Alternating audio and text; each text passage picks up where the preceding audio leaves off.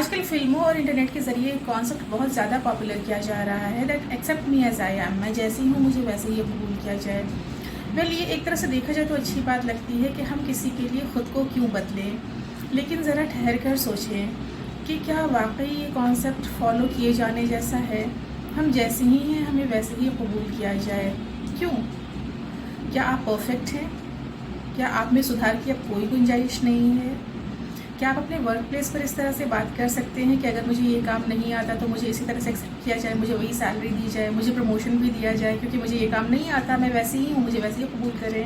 ایسا تو نہیں ہوتا نا۔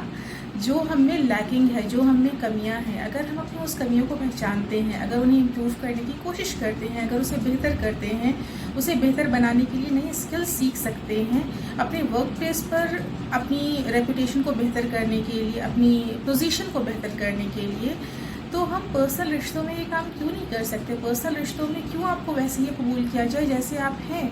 آپ کیوں خود کو بہتر نہیں کر سکتے؟ اگر آپ کے ساتھ اینگر ایشوز ہیں تو آپ اسے کنٹرول کیوں نہیں کر سکتے؟ اگر آپ ایگوئسٹک ہیں تو آپ اس پر غور کر کے اسے کنٹرول کرنے کی کوشش کیوں نہیں کر سکتے؟ اگر آپ کو بات بات پر چلانے کی عادت ہے اور آپ کو ویسے ہی قبول کیا جائے، کیوں سامنے والا آپ کا چیخنا چلانا برداشت کرے؟ کیونکہ وہ آپ کے اپنے ہیں تو انہیں اس کی سزا بھگتنی چاہیے۔ کیا یہ ان کے ساتھ انصاف ہے؟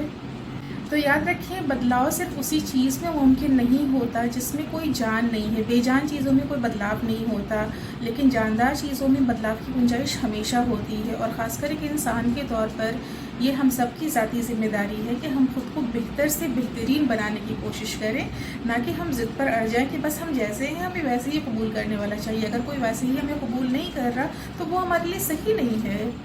ہو سکتا ہے وہ آپ کے لیے صحیح نہیں ہے، ہو سکتا ہے آپ بھی ان کے لیے صحیح نہیں ہیں۔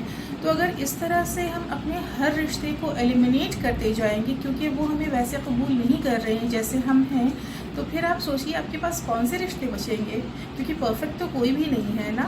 تو ضرورت ہے خود کو سنوارنے کی، خود میں چینجز لانے کی، وقت کے اکارڈنگ، حالات کے اکارڈنگ، آپ جس بھی سچویشن میں ہیں اس کے اکارڈنگ آپ کو خود کو بہتر بنانے کی، خود کو امپروو کرنے کی گنجائش ہمیشہ ہوتی ہے۔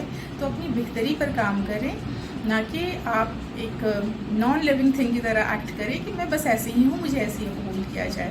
یہ کہیں سے بھی پریکٹیکل نہیں ہے۔